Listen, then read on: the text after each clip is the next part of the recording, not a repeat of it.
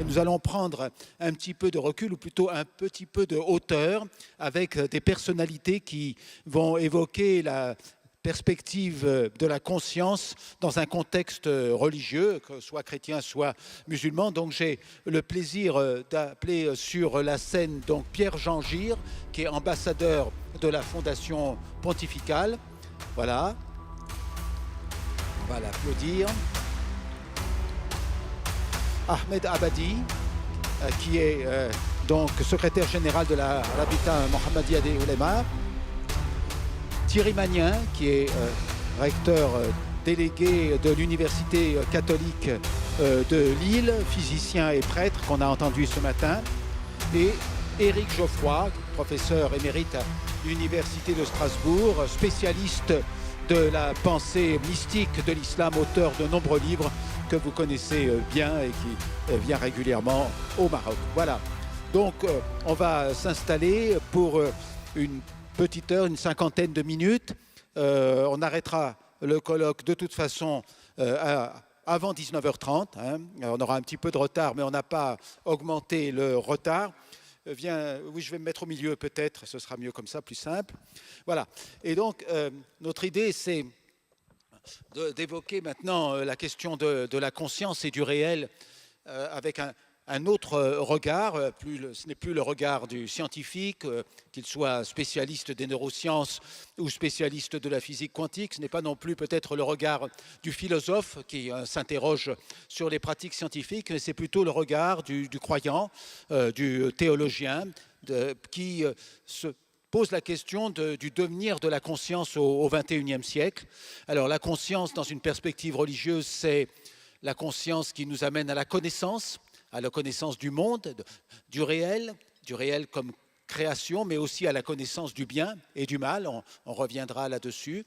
Et donc, on va commencer par un tour de nos 4 intervenants, une prise de parole entre 5 et 10 minutes, hein, pour savoir comment chacun se positionne par rapport à cette problématique de la conscience, du point de vue des sources religieuses d'abord, hein, bien sûr de la théologie chrétienne, de la pensée musulmane, et puis comment chacun voit l'évolution de cette conscience au XXIe siècle dans le contexte qu'on connaît, le contexte des crises que l'humanité rencontre, mais aussi le contexte de ce changement de paradigme qu'on voit évidemment avec les découvertes scientifiques, mais aussi, ça a été dit tout à l'heure, avec l'interconnexion, l'intelligence artificielle, la réalité virtuelle et toutes ces choses que la technologie nous apporte pour le meilleur et pour le pire, comme ça a été dit par Raphaël Laugier.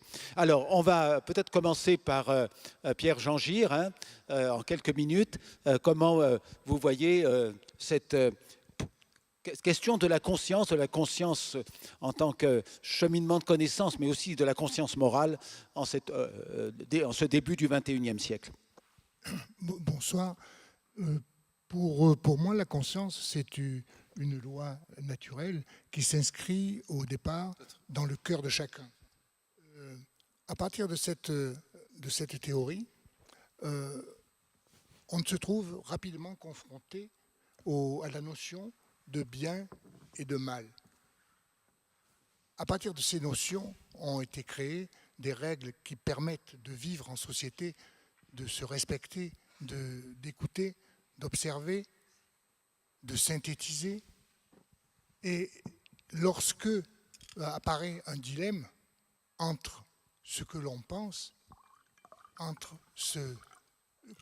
cette notion naturelle du bien, et qu'en face de nous, on a une règle édictée qui va à l'encontre de sa profonde pensée, alors là, soit on devient un objecteur de conscience, on respecte sa conviction intime, soit on transgresse la loi, soit on l'applique. Le monde actuel traverse une crise profonde. Et je voudrais en profiter pour dire à tous les éminents scientifiques que nous avons reçus ici que la préoccupation du Saint-Père, et notamment des instances du Vatican, est ce qui se passe dans le monde. Le monde traverse une crise, et notamment avec l'évolution technologique, l'évolution des progrès qui devient de plus en plus importante, et notamment tout ce qui est lié aux nouvelles technologies. L'intelligence artificielle, l'e-learning, le code barre, toutes ces théories ont été travaillées chez nous depuis des années.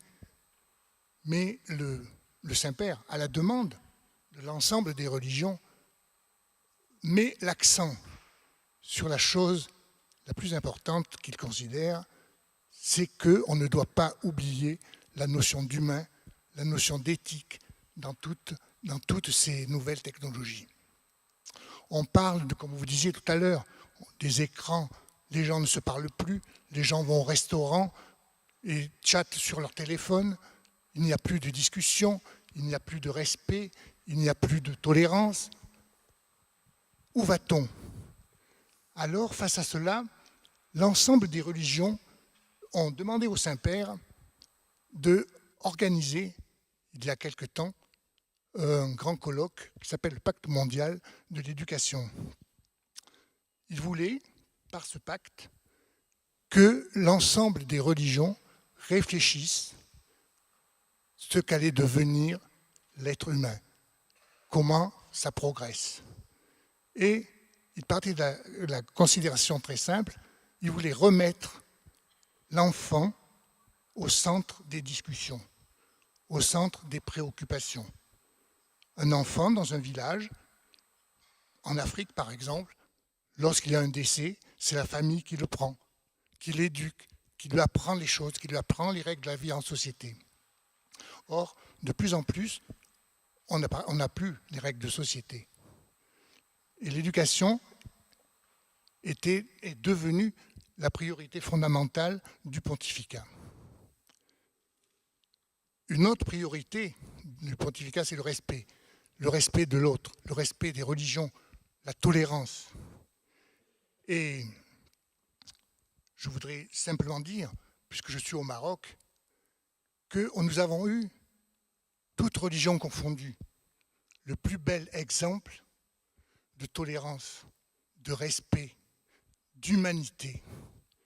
C'est lorsque le pape est venu au Maroc, lorsqu'il a rencontré Sa Majesté, le roi Mohamed VI, commandeur des croyants.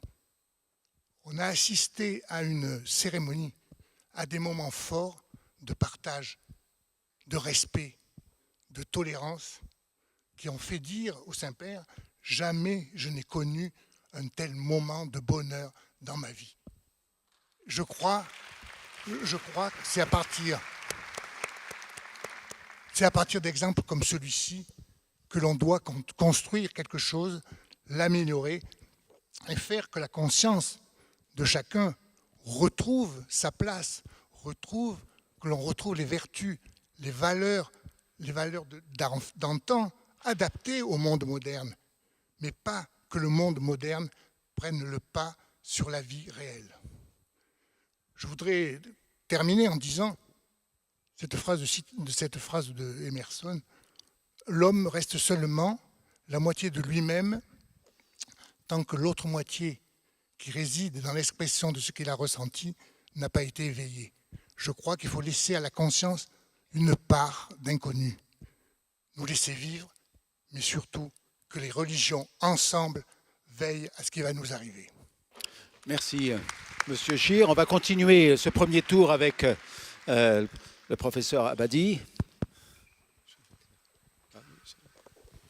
Merci, Bruno. Le micro pas trop loin, oui, voilà. Voilà, l'islam, le Saint-Coran, nous initie à deux catégories de conscience. La première catégorie, c'est la conscience perceptrice, assimilatrice. Et elle a deux ancrages. Le premier ancrage, c'est al-fitra, la nature originelle. Fitrat Allahi allati fatara an-nasa alayha, nature originelle, selon laquelle Dieu créa les hommes avec H majuscule, c'est-à-dire hommes et femmes. Le deuxième ancrage, c'est la dimension qui est exprimée par le mot basira, c'est-à-dire la réalisation de soi, conscience de soi. Et l'homme a certes une vision, conscience de soi, même s'il présente des excuses. La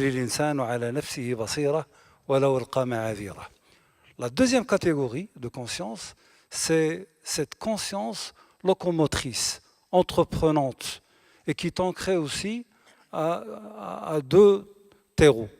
Le premier, c'est la perception, la croyance et le fait de réaliser qu'on est là pour une finalité, c'est-à-dire l'épreuve. On est là pour s'affirmer par soi, à soi. Et cette épreuve-là, elle a plusieurs émanations et les signes qui sont très maladroitement traduits par versets sont en fait des signes qui guident vers la maturité, al-rujd, et vers le meilleur, allati hiya aqwam. Donc c'est une boîte à outils, ces signes-là, qui nous guident vers le droit chemin, sirat mustaqim. Donc il y a un apprentissage par l'exemplarité du prophète de l'islam et les autres prophètes aussi, parce qu'ils sont tous dans le Saint-Coran, pas tous, mais les plus connus d'entre eux. قصصنا منهم من قصصنا عليك ومنهم من لم نقصص عليك. Donc cette exemplarité iswa nous montre comment utiliser cette boîte à outils. Ce deuxième genre, cette deuxième catégorie de conscience entreprenante, locomotrice, jaillit par le fait de réaliser qu'on est la création d'un créateur pour cette finalité-là, qui est la finalité de l'épreuve. Mais il y a une autre finalité. Je n'ai créé les djinns et les humains que pour m'adorer, c'est-à-dire c'est une démarcation saillante de ce qui circule aujourd'hui, production de richesse, valeur ajoutée, etc. Et donc cette adoration ne peut avoir lieu que par le moteur d'amour. In kuntum tuhibbuna Allah fattabi'uni yuhibbukum Allah. Si vous aimez Allah, suivez-moi en m'aimant, bien sûr. Et c'est pour ceci que le prophète est appelé aussi le bien-aimé, the beloved. Donc l'amour pour Allah, l'amour pour le prophète facilite l'émanation de cette conscience locomotrice et entreprenante. Lorsqu'on merge ces deux consciences-là, on réalise qu'on est éphémère sur cette dimension d'existence, et donc le but final, l'ultime but, c'est d'essayer de s'affirmer à soi, par soi, en s'ancrant dans ces deux genres, catégories de conscience, et c'est un délai limité, parce qu'il y a dans Sourate Al-Imran يوم لا ينفع نفسا إيمانها إلا نفس آمنت وكسبت في إيمانها خيرا, c'est-à-dire le concept de kasb, c'est-à-dire œuvrer, réaliser, performer, et أنفعكم إلى الله أحبكم إلى الله أنفعكم لعياله, le plus aimé d'entre vous est celle qui sert le mieux, le meilleur, la créature d'Allah subhanahu wa ta'ala. Et donc ce kasb-là, responsabilisation, vient et dérive du fait de réaliser qu'on est mukallafin.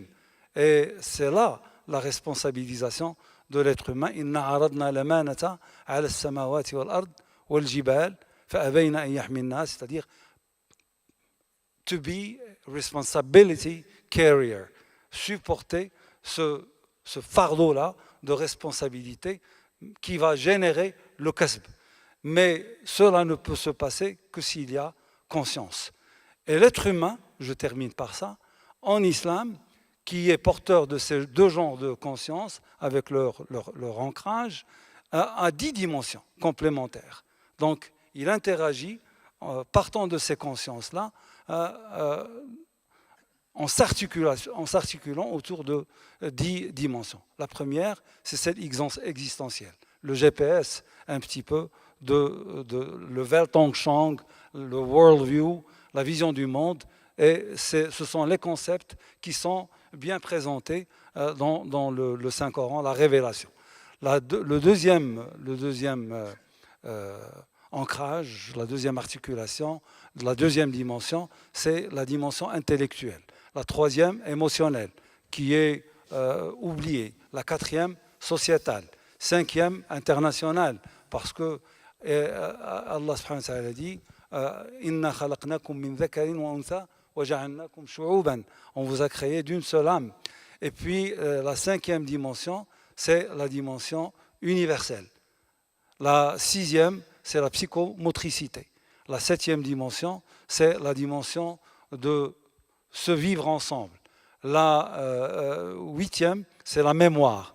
La neuvième, c'est le rêve. Il ne faut jamais cesser de rêver. Comme disait Paulo Coelho, ose rêver et l'univers conspirera avec toi pour exaucer ton rêve. La dixième dimension, elle est capitale, c'est la capacité d'être balancé pour opérer les meilleurs choix.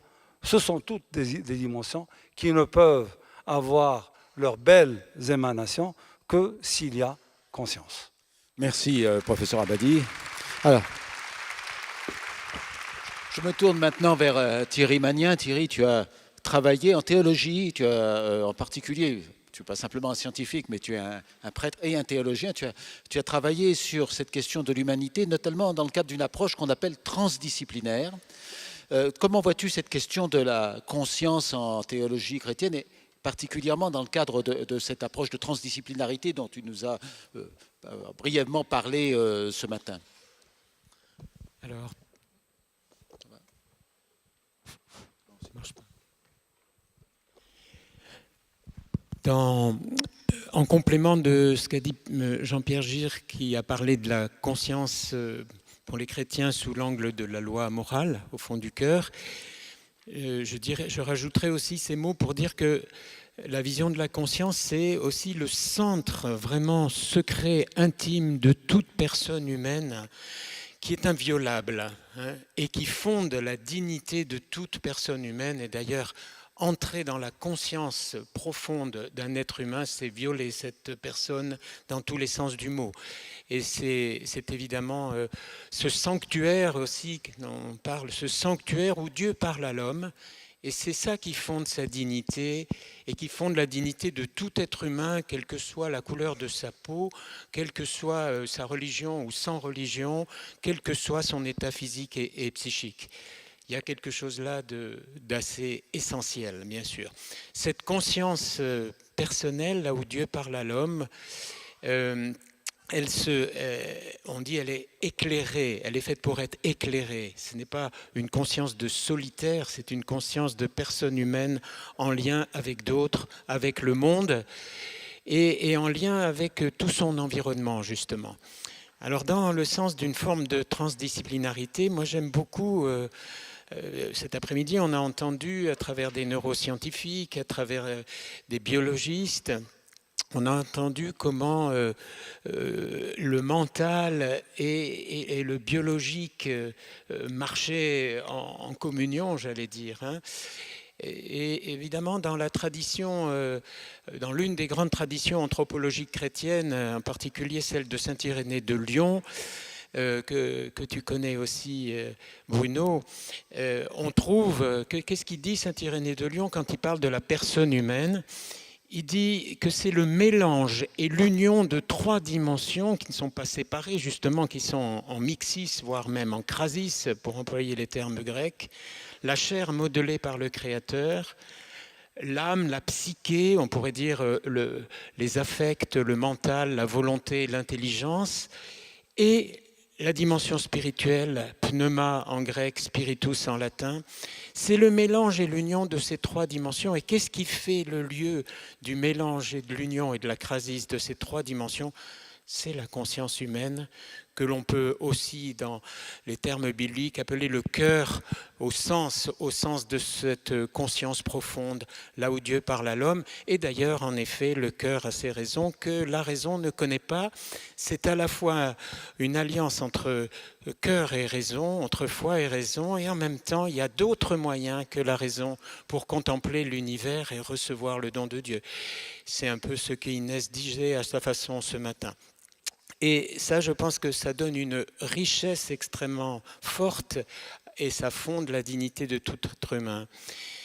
Nous ne sommes pas faits pour être seuls, il y a aussi une communion de conscience à laquelle nous sommes appelés. Et d'ailleurs, tout à l'heure, on a parlé de noosphère, et c'est vraiment ça, la communion de conscience, pas simplement une interaction d'idées, mais une communion profonde de conscience. Et il me semble que dans le dialogue interreligieux, mais aussi, je dirais, dans les tentatives de se comprendre, c'est bien ça. Et peut-être qu'aujourd'hui, on est là aussi pour construire quelque chose de la communion des consciences. C'est ça aussi qui nous permet peut-être de sortir de nos manières étriquées de voir l'autre différent, de l'autre religion, l'autre qui ne pense pas comme nous.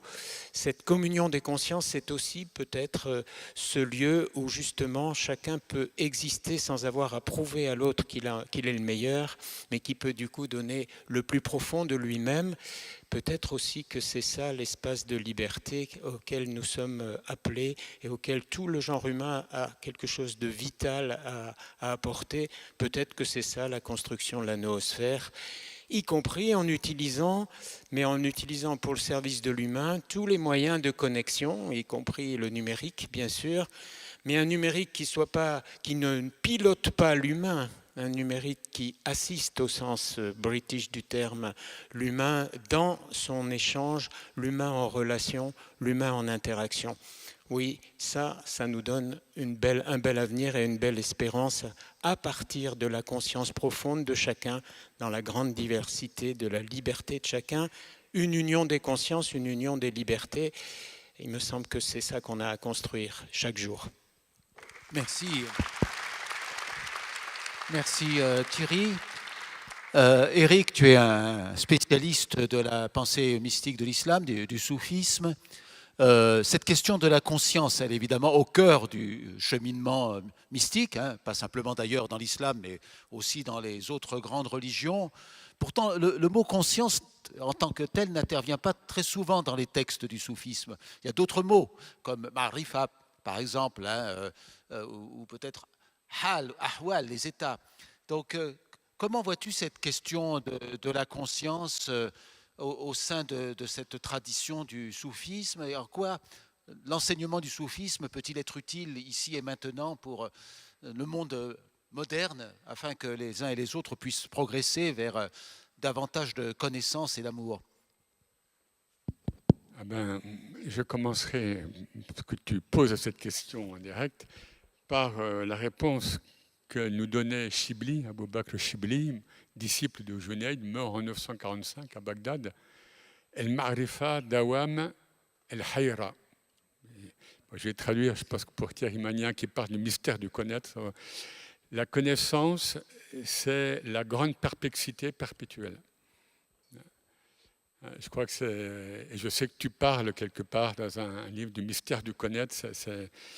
Voilà, ce que disait Abou Bakr, le proche ami du prophète, le premier calife, el-Ajz, el-Idrak, l'impuissance à connaître est en soi connaissance. Alors, puisqu'on est parti sur un plan métaphysique, et je crois qu'on a parlé beaucoup de physique, on ne peut pas ne pas parler métaphysique.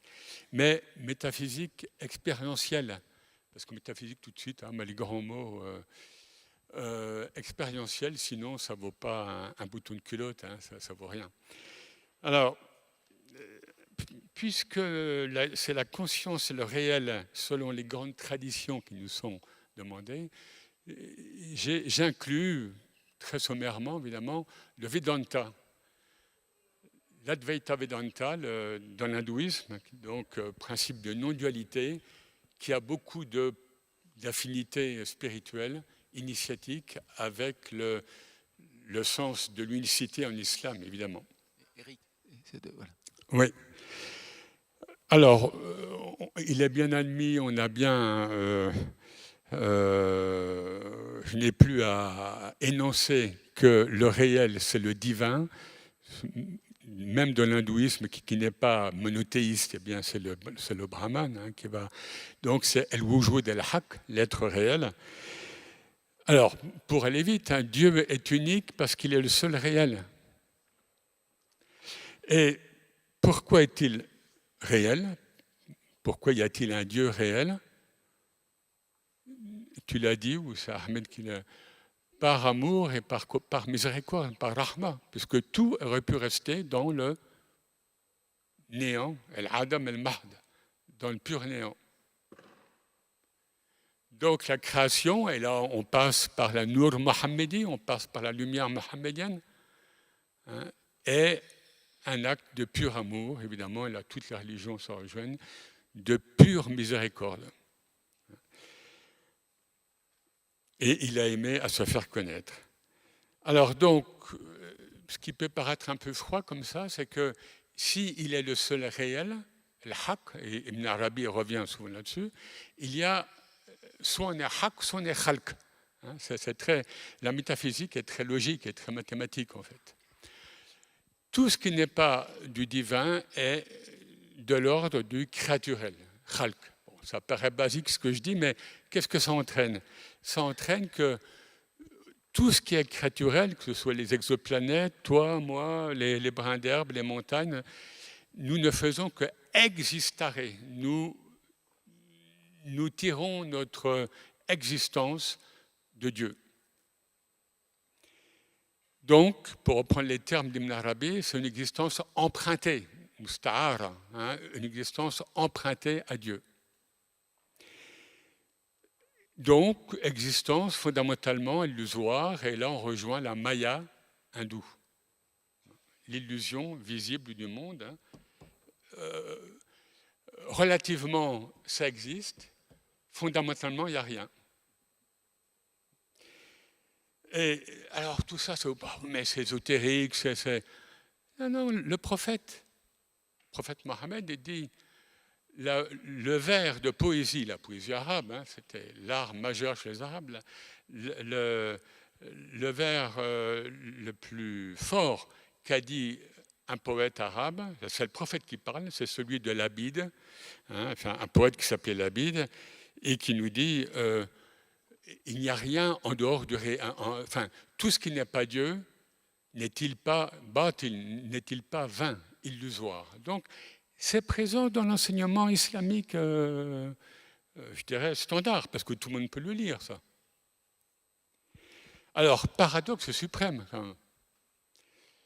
La création est pur néant. Lisez les poètes soufis, lisez les maîtres, ou entendez-les. Adam Mahd, puisque nous sommes du créaturel. 2, mais tout ce qui est créaturel est sustenté par l'être divin, le wujud. Cette sustentation, par miséricorde, c'est le madad, ce fameux mot de madad. Et ça va de l'ontologique le plus épuré jusqu'à la matière. Nous savons bien qu'entre le début de cette séance et la fin, nous aurons combien de cellules qui seront mortes entre-temps, d'autres qui seront nées. Donc, et tout ça à notre insu. Waouh, l'illusion. 3, donc apparemment, relativement, le créaturel est réel. Vous voyez le paradoxe? D'où le problème du voile qui est central en islam, pas uniquement dans le soufisme. Et Bertrand d'Espagnet, ce réel voilé, m'a toujours beaucoup parlé, évidemment. Donc, alors, la création est-elle distincte de Dieu? Elle ne peut pas être distincte de Dieu. Le moi peut-il se prétendre sujet autonome, et même sans se prétendre, mais se sentir au quotidien comme un sujet autonome? Illusion. Illusion que nous vivons au niveau social. Si je veux manger du pain, il faut qu'il y ait un boulanger qui le fait. Et je montre les maratib al-wujud de tous les degrés de l'être, jusqu'à l'être, la question de l'être. Qu'est-ce que je suis? Et là, on rejoint l'hindouisme védantique, hein, Tatwam Asi, tu es cela. Ce que, je vais vite, hein, ce que René Guénon, le musulman René Guénon, nous dit, cela, lorsqu'il parle d'identité suprême. Et on pourrait citer des maîtres soufis. Puis, encore une fois, c'est très logique, puisque fondamentalement, je ne suis rien, eh bien, il n'y a que par l'être divin que je peux être quelque chose qui se meut, qui réfléchit. Et l'islam, bien sûr, ne méprise pas du tout le aql, hein, ce qui fait des liens, c'est-à-dire la raison, évidemment. Et donc, dans ce tatwam assi, tu es cela, c'est-à-dire l'atman, l'âme individuelle, eh bien, est fondamentalement identique à l'absolu, au brahman. Là, on est comme très proche de la métaphysique islamique. Alors, deuxième point rapide, al-insan, l'être humain. L'être humain, vers le bas, c'est celui qui est nasin, qui est oublieux de Dieu. Il doit sans cesse se rappeler de Dieu. L'autre, bon, plus flatteur pour nous, al-insan en arabe, c'est la pupille de l'œil. La pupille. Et Ibn Arabi et d'autres nous expliquent bien que, puisque nous sommes représentants de Dieu sur terre, créatures élues, malgré ce qu'on en voit actuellement, hein, eh bien, on peut dire que l'être humain est à Dieu ce que la pupille est à l'œil. C'est-à-dire que Dieu se mire à travers nous, et c'est à travers nous qu'il se voit. Et c'est pour ça que nous ne le voyons pas, puisqu'il est en nous. En islam, par rapport à la fitra, par rapport à cette nature pure originelle, nous venons de Dieu. Il n'y a pas de péché originel, d'ailleurs, il n'y a pas de péché originel non plus dans le christianisme originel, c'est saint Augustin. Donc, nous venons de Dieu. Donc, nous ne sommes pas Dieu, mais nous sommes divins. Et nous retournons au divin. Et là, on a cette hikmah que tu as citée, je ne sais pas si c'est la même que je vais citer, Abdelhak, ce qui te voit le réel. Et Ibn Atallah dit bien le réel. Le haq, il ne dit pas Allah. C'est très scientifique. Ce qui te voile le réel, c'est l'excès même de sa proximité. Il se voile par sa trop grande manifestation et se cache aux yeux par l'intensité de sa lumière. Et bien sûr, là, comment dire, on revient à ce verset très souvent cité par Ibn Arabi et un autre pour finir. En 41-53, je crois que Ahmed a dit 46-53, c'est 41-53. Là, c'est Dieu qui parle. Nous leur montrerons nos signes. On dit que quand Dieu parle au nous, donc à la première personne du pluriel, c'est l'essence divine et les attributs et les noms divins. Les noms divins qui se manifestent à tous les horizons. Puisque Dieu parle à je, nous et il au singulier. Donc, nous leur montrerons nos signes aux horizons et en eux-mêmes jusqu'à ce qu'il soit clair pour eux que c'est le réel. Donc, aux horizons, eh bien, c'est dans le monde manifesté, c'est l'investigation scientifique. On en a parlé toute la journée. Donc, il nous le dit, je vous montre mes signes. Hein? Et en eux-mêmes, wafan fusihim, donc, Dieu est en moi, il le dit. Nous leur montrerons nos signes aux horizons et en eux-mêmes.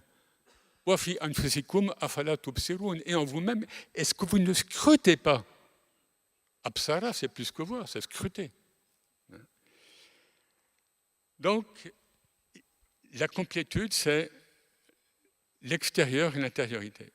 Et Dieu, qui est Kamal, qui est perfection, ne peut se goûter, Zauk, que par cette complétude faite d'extériorité scientifique, de la physique et d'intériorité. Et je termine par ce verset très cité aussi, enfin une partie des versets très cités par Ibn Arabi, où que vous vous tourniez, là est la face de Dieu. C'est quand même un verset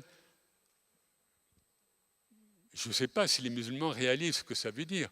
Au niveau sociétal, au niveau géopolitique, mon pire ennemi, c'est la face de Dieu. Celui où ce que je trouve laid, hideux, horrible, négatif, c'est la face de Dieu. Et je remonte toujours les degrés de l'être pour voir que c'est pour ça que le prophète disait dans une de ses prières, « Mon Dieu, je cherche refuge en toi contre toi ». Et là, il s'adresse à l'essence de Dieu. « Mon Dieu, je cherche refuge en toi contre toi ». C'est à la fois terrible, c'est terrible et c'est magnifique. Merci. Merci Eric. Alors, n'oubliez pas que vous allez pouvoir poser des questions à nos intervenants demain lors de l'atelier. Donc, on repassera peut-être tout à l'heure les codes pour que vous puissiez transmettre vos questions. On va faire une deuxième tournée de réponses, peut-être un peu plus brève parce que le temps passe. Mais justement, je voudrais rebondir sur ce qu'a dit le professeur Abadi à propos de la fitra, la nature humaine. Hein. Cette nature humaine, on a pensé qu'elle était finalement immuable pendant des siècles et des siècles, même si les hommes n'étaient pas à la hauteur de cette nature humaine. Hein. Ils étaient souvent méchants, souvent violents, mais on savait qu'il y avait quelque chose comme une nature humaine à essayer de réaliser. Et on a l'impression qu'au cours de ce 21e siècle, la notion même de nature humaine est remise en cause. C'est-à-dire qu'on a l'impression qu'on peut aller au-delà de la nature humaine. Tu nous diras peut-être quelque chose sur le transhumanisme tout à l'heure. Je sais que c'est un sujet qui te préoccupe. Donc, comment voyez-vous ce danger au XXIe siècle à propos de cette redéfinition de la nature humaine, ou plutôt cette disparition d'un consensus sur la nature humaine? Peut-être Monsieur Gir d'abord pour commencer, en quelques minutes. Moi, je pense que la nature humaine a évolué. L'homme est naturellement bon. Mais là, maintenant, on s'aperçoit que c'est l'inverse. L'homme est devenu méchant. Et je crois que si les religions ne se serrent pas les coudes, si les religions ne s'activent pas un peu plus, hormis les grandes théories, les grands rassemblements, s'il n'y a pas des actions concrètes, c'est ce qui manque beaucoup. Ça parle beaucoup à tous les niveaux, hein, les niveaux politiques, les niveaux philosophiques, le niveau scientifique. Mais ce qu'il faut, moi je crois et je pense que ce sont des actes concrets. Si on veut que l'homme redevienne à ses fondamentaux.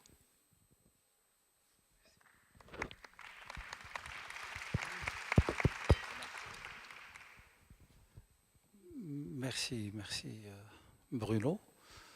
Je pense que l'homme a toutes les capacités pour s'auto-transcender, pour transcender toute la méchanceté, tout le mal qu'on peut voir. Tout à l'heure avec mon ami Bill, on parlait, ça m'avait rappelé Monsieur Fuller Buckminster, et qui, pendant les années 60, parlait du fait qu'on a toutes les capacités, mais cela ressemble à des pièces de puzzle éparpillées. Et l'image que ce puzzle peut libérer est une image bellissime. Mais il faut un moindre degré de maturité, se serrer les coudes pour recomposer, reconstituer ce beau puzzle pour que l'humanité puisse transcender à ces accomplissements dont elle est capable. Cela requiert, encore une fois, la conscience, la prise de conscience de qui on est, de où on est, et cette conscience même nous fait réaliser ce qu'est la vie, ce qu'est la mort.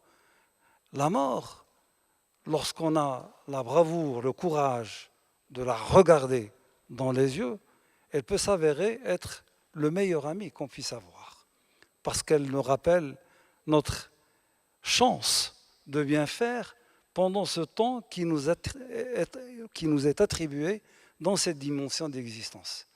Et donc, lorsque on réalise que c'est une chance unique, la vie, eh bien, on va essayer de travailler en complémentarité.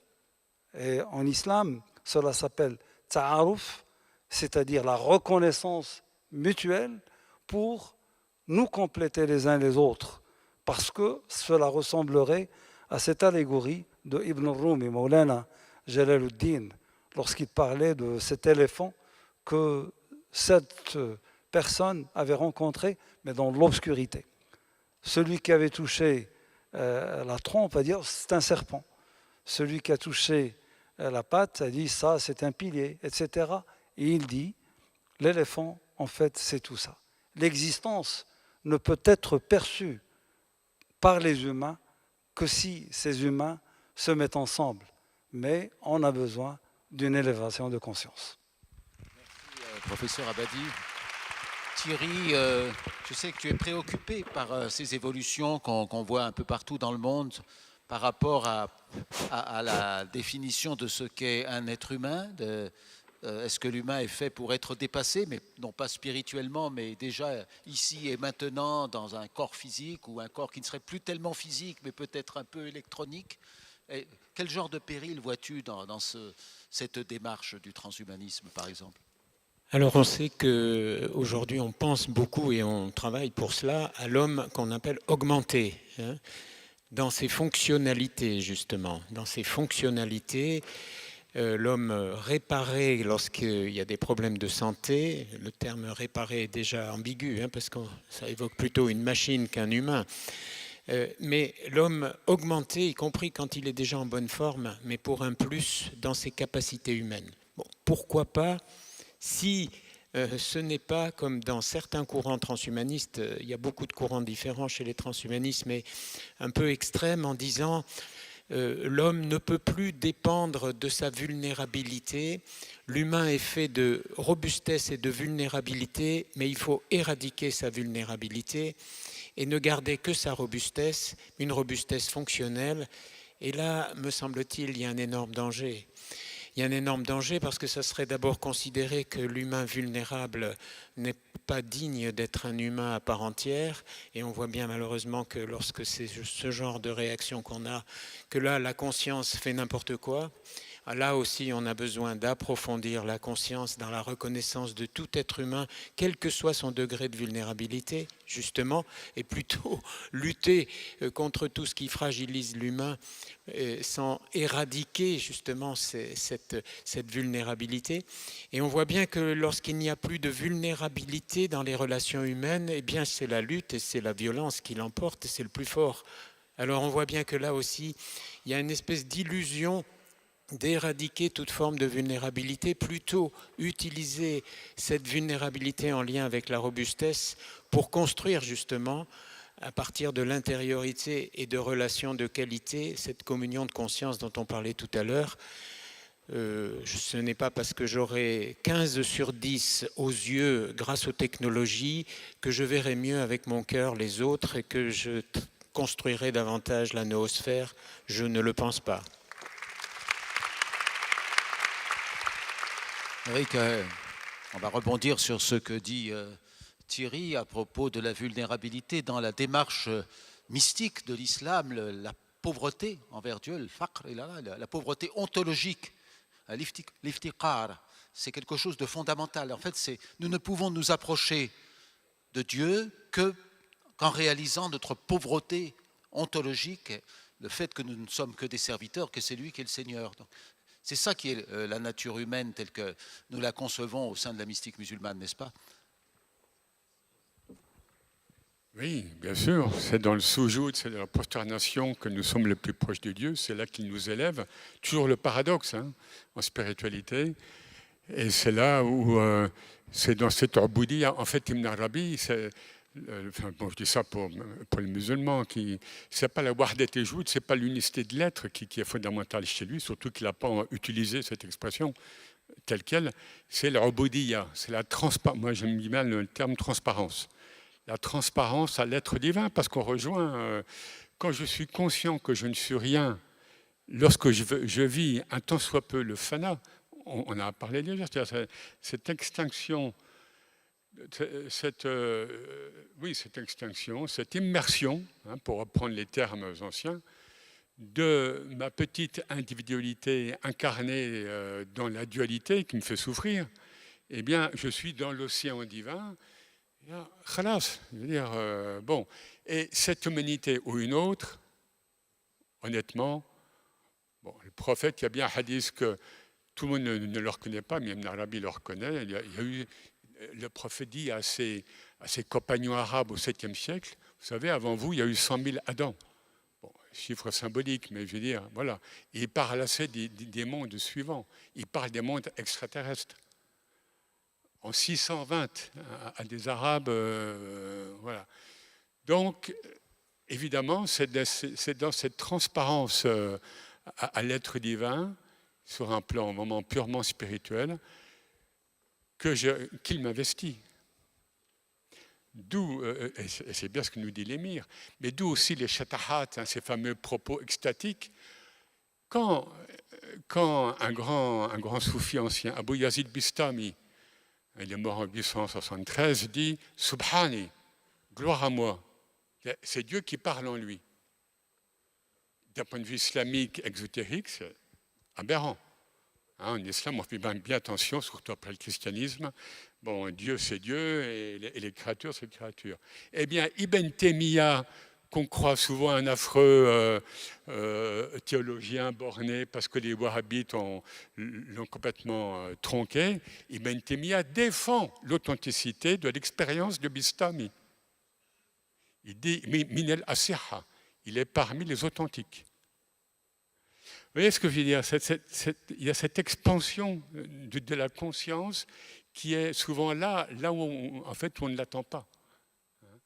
Et encore une fois, par rapport, il y a ce concept de hila ou de makr, la ruse divine, qui fait que, ok, l'intelligence artificielle, allez-y, mais qahar fawqa ibadihi, mais Dieu est, comment dire, dominateur au-dessus de ses serviteurs, en surplomb. Allez-y, expérimentez, vous allez voir ce que vous allez voir. Peut-être qu'on aura des belles découvertes, parce que nous sommes conditionnés aussi par...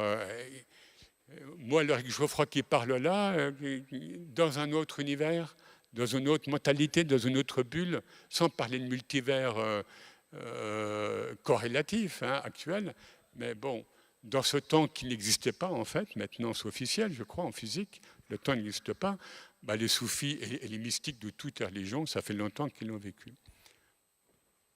Merci Eric. Alors on approche de la fin de cette table ronde. On va faire un dernier passage, peut-être plus prospectif sur l'avenir. Donc, Monsieur Gir, vous avez parlé de la rencontre de Casablanca, qui était un moment de grâce, on peut le dire, de grâce vraiment et d'unité des croyants. On a le sentiment que malheureusement, il y a du temps qui a passé depuis cette rencontre de Casablanca et que le spectacle du monde est un petit peu inquiétant actuellement, avec à la fois une uniformisation des cultures à travers les GAFA, enfin les grands moyens des réseaux sociaux, mais aussi beaucoup de repli sur soi-même, de fragmentation. On voudrait que le dialogue interreligieux, qui est fondamental pour l'avenir de l'humanité, prenne un nouvel essor. Comment pourrait-on relancer ce dialogue, mais de façon nouvelle, en quelque sorte, pour répondre aux défis du temps, aux défis de la guerre, aux défis des égoïsmes, des frontières qui émergent, des murs qui se dressent entre les gens? Le dialogue interreligieux a pris une importance ces dernières décennies. Mais je crois que maintenant, il faut arrêter de dialoguer en surface. Il faut que ce soit beaucoup plus profond. Il faut que les religions, ensemble, mènent des projets, des activités communes, plutôt que chacun reste dans son domaine, j'allais dire dans sa chapelle.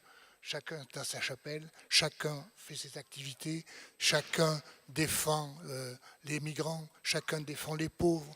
Non, je crois que dans l'époque actuelle, avec les réseaux sociaux, avec la perte de repères, la perte de foi, il est nécessaire d'avoir des activités communes. Ça, j'en suis convaincu.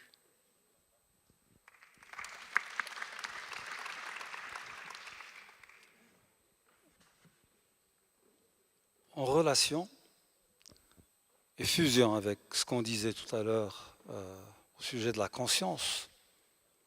Il faut élever cette conscience au sein de ces forums de dialogue interreligieux pour qu'on puisse percevoir l'état d'urgence auquel on est aujourd'hui, je dirais, acculé.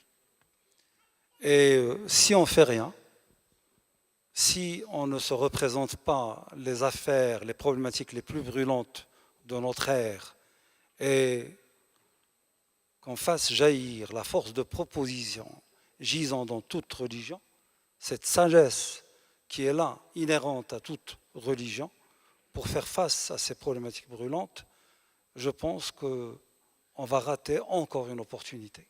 Et on ne sait pas ce qui va advenir.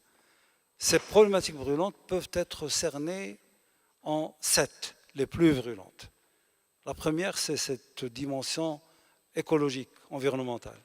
Ça, c'est un défi que tous les humains connaissent, auxquels ils font face. Quelles sont les sagesses dans les religions pour relever ce défi? Et il y en a. Le deuxième grand défi, c'est le défi, la problématique brûlante, c'est les addictions. On est devenu une famille étendue, une espèce qui connaît beaucoup d'addictions, je ne vais pas les énumérer. Mais comment regagner cette liberté pour être, encore une fois, libre? Et la liberté nous permettra un champ d'action plus large. La troisième problématique que les religions peuvent engager, c'est le gâchis. Si on se représente le fait que chaque année, on soutient, comme famille étendue, 80 millions de thèses de par le monde.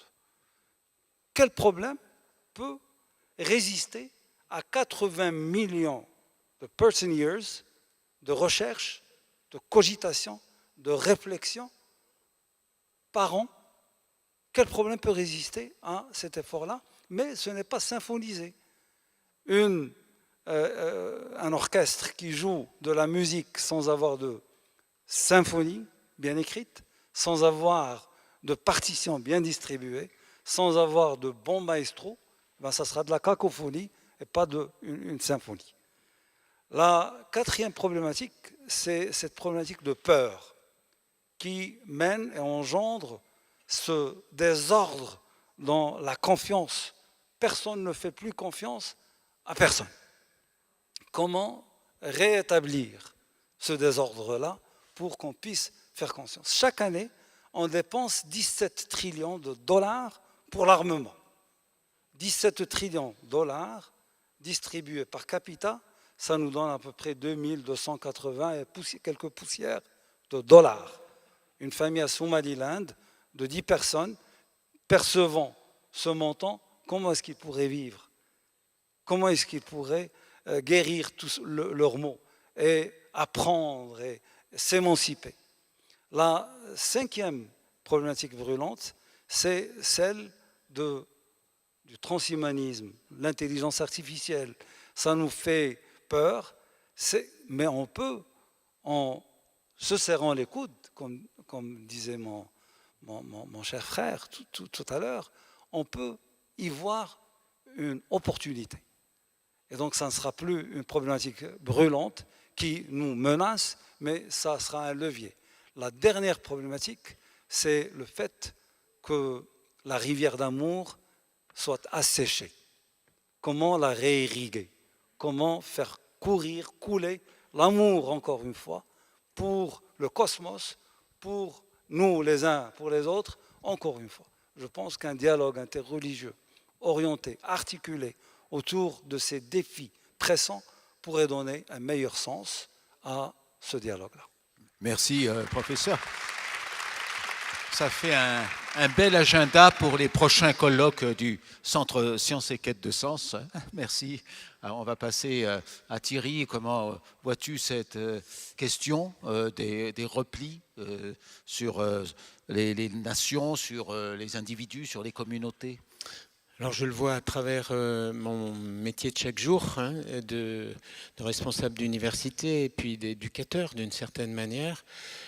Je crois beaucoup, moi, à cette alliance justement entre science et spiritualité qu'on célèbre d'une certaine manière pendant ces jours. Avec ces énormes possibilités, en effet, scientifiques qui peuvent être, y compris l'intelligence artificielle, mise au service du bien commun. Et c'est ce qu'on voit aussi dans l'histoire, même si on voit en même temps des dangers. Avec l'atome, on peut faire des choses formidables pour la santé et on peut faire aussi des bombes. Donc on voit bien que science sans sagesse, c'est pas possible, et encore moins aujourd'hui. Et tout à l'heure, vous citiez justement ce grand défi de l'écologie et de l'écologie environnementale et de l'écologie sociale et humaine intimement liées, hein, avec toutes les conséquences de la crise sur, par exemple, les migrations et autres énormes problèmes. Là aussi, les sciences peuvent être utiles, bien entendu, pour lutter contre cela, mais elles sont insuffisantes. Elles demandent, il nous faut une conversion réelle à cette transformation-là, conversion de nos modes de vie qui passe par la conversion de nos cœurs. Et là, moi, je pense que les grandes spiritualités que nos religions portent sont des trésors formidables pour y trouver cette sagesse. Je ne sais pas comment vous êtes, mais quand vous entendez des traditions spirituelles, quelle que soit la religion, qui viennent du très fond du cœur de l'homme et de communautés qui ont travaillé cette sagesse, mais vous dites il y a un trésor formidable qui est à notre disposition et qu'on pourrait partager davantage. J'aime bien cette phrase que je dis souvent à mes étudiants, je dis c'est formidable de découvrir le monde comme tu l'as montré, jusqu'aux étoiles et jusqu'à ce monde énorme dans lequel nous sommes, cet univers énorme dans lequel nous sommes. Mais n'avons-nous pas un monde immense en nous aussi? Et c'est peut-être parfois ce manque d'aller travailler ce monde immense en nous, entre nous, qui nous empêche peut-être de vivre entre science et sagesse. Peut-être que ce que nous travaillons ici ensemble aujourd'hui, ça nous ouvrira davantage cette alliance entre science et spiritualité. Il me semble qu'il y a un trésor d'avenir. Merci Thierry. Eric, tu as le mot de la fin pour cette table ronde, hein, cette importance de s'ouvrir à l'autre qui est évidemment présente dans les grandes, enfin dans la tradition soufie et un certain nombre de poèmes, en particulier des grands maîtres comme Rumi ou Ibn Arabi. Tu vois, comment vois-tu cet apport que le soufisme peut donner au dialogue interreligieux, interspirituel, j'ose dire, dans ce 21e siècle qui est finalement assez sombre? Ouais, ce qui me paraît, c'est que là aussi, je reviens à la ruse divine, cette mondialisation sombre, parfois abjecte, avec tous les désordres qu'elle fait apparaître, cache une mondialisation de l'esprit, de fait, qui n'est le fait que d'une minorité, mais on connaît le cas des minorités agissantes. Et on sait que le monde a toujours évolué vers le mieux comme vers le pire d'ailleurs, que par des minorités. Et le Coran nous le dit de multiples manières en contrepoint lorsqu'il nous dit « mais la plupart des gens ne savent pas, mais la plupart des gens ne connaissent pas », etc.